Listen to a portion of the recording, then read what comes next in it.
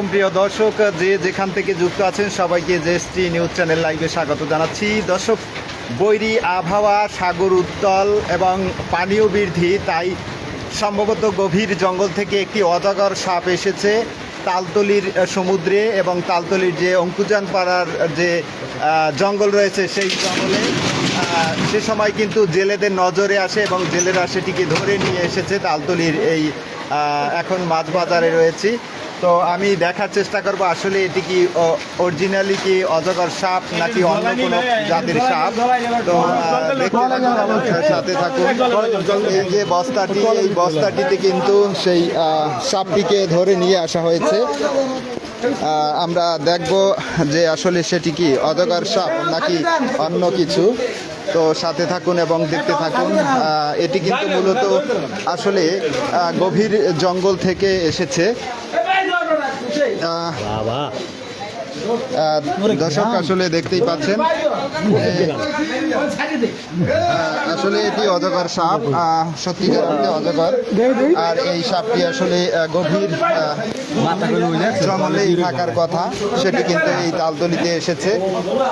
এই বৈরী আবহাওয়া চলছে আসলে, সে কারণেই মূলত এটি আসা। স্থানীয় জেলেদের হাতে ধরা পড়েছে এবং জেলেরা কিন্তু সেটি নিয়ে এসেছেন। ইতিমধ্যে কিন্তু বন বিভাগকে খবর দেওয়া হয়েছে এবং উপজেলা নির্বাহী কর্মকর্তাকেও কিন্তু এই বিষয়টি জানানো হয়েছে।